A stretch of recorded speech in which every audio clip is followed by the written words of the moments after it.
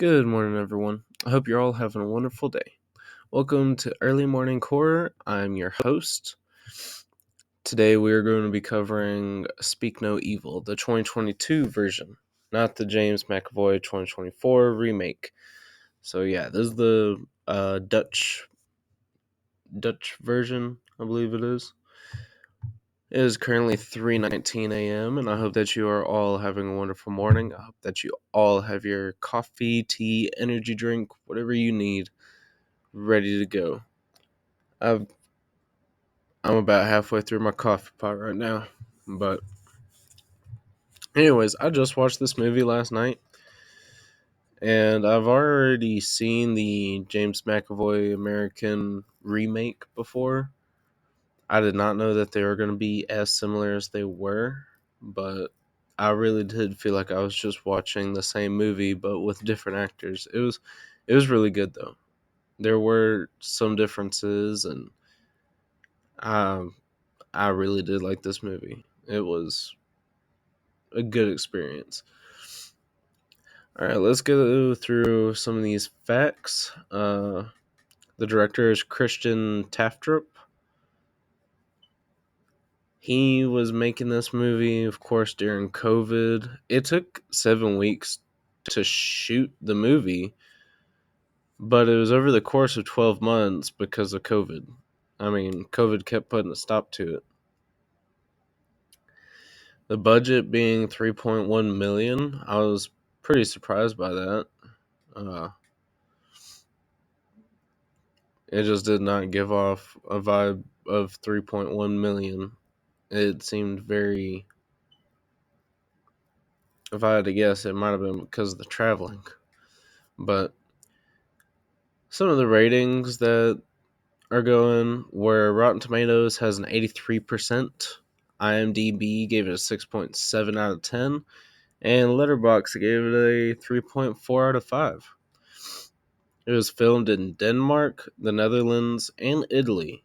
Italy is actually the beginning of the movie. That's like our opening vacation type scene.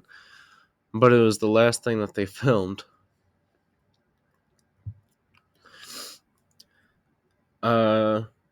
Couple fun facts.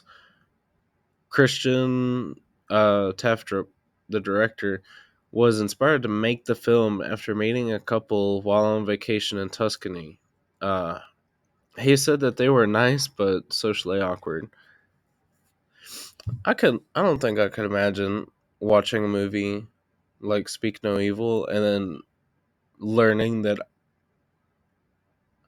the characters were pretty much based and inspired by me. That's funny though. The actors for Patrick and Karen are married in real life. They are the Dutch couple, the evil bad guys. And the house that the Dutch couple live in the movie had to be torn down, which sucks. But yeah. Okay, that's our general factoids and little fun facts and stuff like that. If I talk about this movie some more, I'm going to go ahead and say that I I can't say if I like the American version better or not. I'm going to go ahead and say yes, simply because of James McAvoy. Uh, his acting in that movie is just really, really good, and I don't know. There were some scenes in this Dutch version where I was not convinced. Like, you could not convince me that these are real people or parents based on their reactions to things. Even if the guy, uh, what's his name? Bjorn. Bjorn was like a bit of a coward in this movie, but I enjoyed how much more it was expressed and kind of shown in the American version. I don't know. But other than that, I really don't have any complaints, I don't think, except for the general. These are horror movie characters. They are not making the most rational, safe decisions that they could be making. Especially the closer we get to the end. Alright, now we're going to talk about the movie. I got my notes right here. We'll go through and pretty much go through the movie beat for beat. Like, it's not a replacement for watching the movie at all. But who knows? You guys might enjoy it. Okay, so right now we are vacationing and we get to this like resort type place. It's got a big pool and it's a nice looking house. And before we know it, there's this big old dinner going on. And then Bjorn, Agnes, and Luis. This is our nice family. They are going about, and Agnes lost her bunny, her little stuffed animal. I'm sorry, but if we're in Italy and you lose a bunny, there's a good chance I'm not going and looking for it. You're supposed to be attached to that. But basically, Bjorn goes, finds this bunny, comes back, and then Patrick, Abel, and Karen, they are the Dutch people, are talking to Agnes and Luis. And then he comes back, Bjorn comes back with the money, and Patrick is like, ah, so heroic of you. Like, almost kind of, I think the word I'm looking for is condescending, but he kind of just sounded like smartass when he was saying it. Like, I'm praising you, but I really don't mean that. Like, in my notes, I wrote Patrick shady, Abel mute, and let's see, Karen is shady. But anyways, they all go to dinner or lunch. I don't know what the exact context is. I think it's lunch. But we learn that uh, Louise is a vegetarian, but she eats fish. All right, so vacation's over and everybody goes back to their normal lives. Bjorn, Louise, and Agnes, they go back to their home, which I do believe that I don't think I ever wrote down what they are, what their ethnicity is.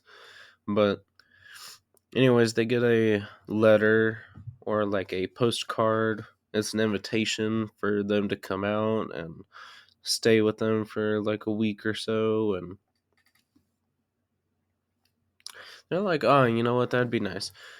And then they end up having friends over, and the friends are like, nah, you guys should go. Maybe that'd be pretty cool. And the friends tell them to drive there because they were complaining about flying again because they've already flown twice that year. So the friends are like, you can drive. It's like an 8-hour drive, I think, which 8 hours is quite a bit, but I mean, I don't know. Could be nice. Okay, so they end up driving there after I think they took like a ferry as well. They took like a giant ship for some time, but then they drove the rest of the way.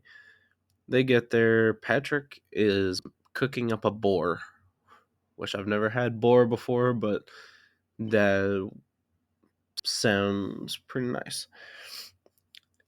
Uh, Karen is showing, you know, Agnes and Luis around, like, oh, this is, your room, Luis, and Bjorn, you're gonna stay in here while, Agnes stays in here with Abel.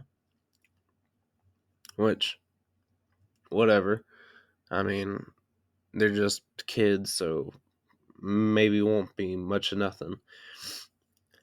Uh, and then this was something that I don't believe is in the American version, but Abel shows Bjorn his tongue, like, pretty early. Like, Bjorn is just looking around the property, and then Abel shows it to him.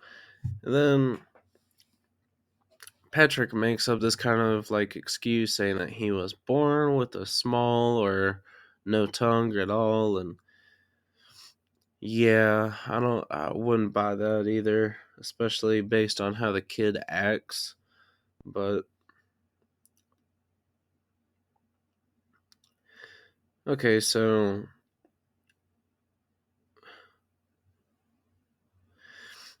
then we go out to like this playground type place, and this is like one of those moments where Patrick is showing his true colors because Agnes wants to go down the slide and Abel is sitting on the end of it, and Louise says, "Hey, look, would one of you guys mind asking him to move for like just a second?" And then Patrick goes over there, grabs him by the shirt, yanks him up, makes him apologize. And yeah, it was a bunch of BS. It was very unnecessary. Feel bad for Abel in this movie.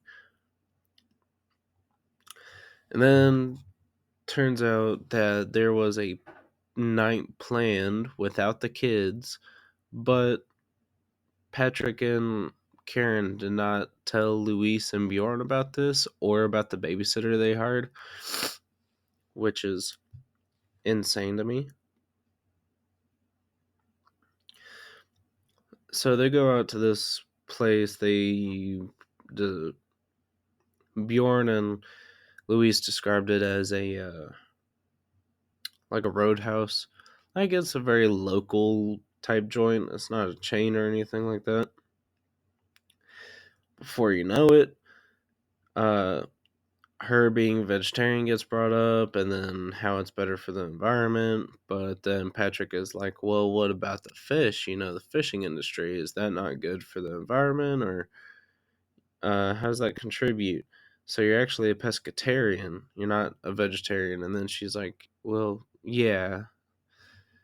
Very awkward situation. I do not like confrontation, especially when it comes to stuff about like if you're vegan, vegetarian, pescatarian, who gives a crap? But they go. Then there's like this awkward kind of dancing scene where Patrick and Karen are all over each other, and Bjorn and Luis are trying to dance, but it's like, well, this couple is about to get it on right here. So they head back, and Patrick's drunk driving and blaring music. It's not good. Yeah, it's a pretty uncomfortable, scary scene. So Louis starts to take a shower, and she's taking the shower, and then all of a sudden somebody walks in. I do believe that it is Patrick that came in there and started brushing his teeth, because I feel like if it was her husband, he would have said something to her. But and then yeah, I wrote down Patrick a perv. Uh Well, no. I wrote down Patrick walking in on Louise showering. Then after this, I wrote Patrick a perv because after her shower, Bjorn and Louise were about to get it on. I mean, they were getting hot and heavy, and there was like this weird window type deal to the bedroom, and Patrick is just standing there watching. And basically Agnes was calling out like, "Mom, is it okay if I come in? I want to sleep in there. I don't want to sleep out here." And this is the part where it's like, yeah, we're leaving. We're not coming back for anything. Fuck this place. Fuck these people. Absolutely not. I don't care how nice or whatever they've been. Uh, Come to find out, Agnes is in bed with Patrick and Karen while they are both naked. All right, you see full on cheeks of Patrick on one side of the bed. Luckily, Agnes is not in between or anything. Looks like she's still clothed, so that's fine. But uh, Luis gets Agnes out, and they start to leave, and then of course Agnes is like, "I left my bunny." It's like, oh, okay, well, I guess it's theirs now, because I ain't turning back around. Fuck that. Well, they leave, and then Bjorn is like, let's turn around. It'll take me 2 minutes to get that bunny. Whatever. So, oh, they get back, and then, what do you know it fell under the seat. She didn't leave it or nothing. No, she just dropped it. And there's the uncomfortable conversation where Bjorn is trying to explain why they left early, and Luis is like, "You guys have not made us feel comfortable. It's been awkward. It's been drunk driving. It's been this and that, and everything listed." And they really try gaslighting her, like, "Well, I mean, if you were a vegetarian and you couldn't eat the meat I made, then you could have just told me or whatever." So stupid. Uh, like, basically them trying to make Patrick and Karen trying to make Luis and Bjorn feel bad because they've been trying or whatever. But then Patrick is like, "I promise, today is going to be a great day. It's going to be awesome. You are going to love it. I'm so sorry. Let me make it up to you." And then the next thing you see is uh, Luis with a rake doing yard work, and Bjorn and Patrick are riding off somewhere. They get somewhere, and then after listening to like music, Dutch music and stuff, it wasn't a bad scene. And they get to this place, and Bjorn is sitting there just talking. And then I write down, "Is Bjorn crying?" Question mark. Like, this dude was buck naked in the same bed with your daughter. How are you crying opening up to this man? I don't understand that part. Uh, and then they start yelling out in this like field, like trying to release stress or whatever. And then they're like best friends. They're in this pool drinking beer and going on doing stuff. Karen is telling Agnes, like, "Hey, go sit at the table. Hey, do this. Hey, do that." Whatever. She's really overstepping. Uh and basically Louise cuts her finger, and Patrick was like, "Oh, let me see that." And they're like, "Oh yeah, you're a doctor." Patrick's like, "No, I'm not a doctor actually. I've never worked ever. I don't like it." And then cut to dinner. I like we just they just forgot about that, about him lying to them this whole time. And then Patrick is talking about how Dutch cheese is number one during their little dinner scene.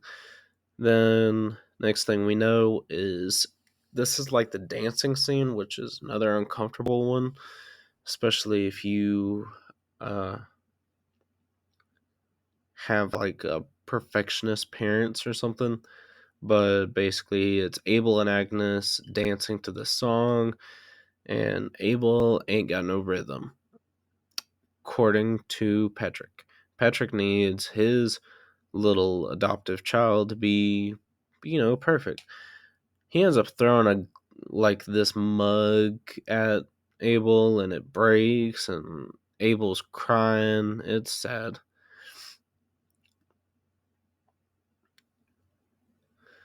Next thing we know is Bjorn is like, "What is wrong with you? You know, like your child is crying. You shouldn't be yelling. You should be hugging him." And then because of Karen overstepping and them kind of saying, "Hey, you know, she's not your daughter. Don't talk to her like that. Don't tell her what to do or anything."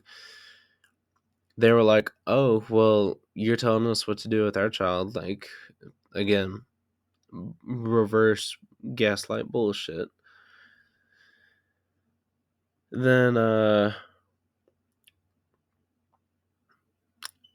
Bjorn goes out and goes into this attic. Now my notes may be off because I did get distracted. There's like an animal on the walls somewhere where we are. I'm trying to figure out where it's at. But I did get distracted. I wrote down creepy attic, and then Bjorn learns the truth. So this is where he sees all the postcards, all the luggage, everything from all the previous victims. Basically finding out that Abel used to have a tongue because Abel used to have different family, and when Abel met Patrick and Lou, Patrick and Karen, it was actually they had a, they had like a little girl with them, and there's like tons of postcards. I'm talking tons of postcards all over the place. So you're looking at 30 different families got screwed over. Probably more than that, but I don't know. Then you find Abel's body. He is drowned in the pool, and we're talking a small pool, really small pool. Smaller than a walk-in closet. Okay, it's small. Agnes and Luis are with Patrick and Karen. I wrote that down because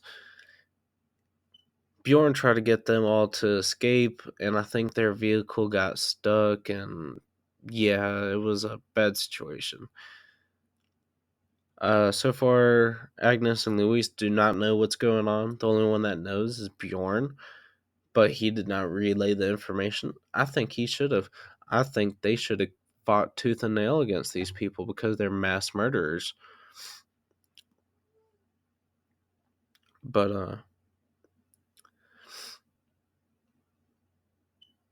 I wrote down Agnes and Louise are with Patrick and Karen, and it starts because this is like, hey, we're in the end section. Okay, this is where they're going to strike, and then this is where our main characters got to fight back and survive and escape.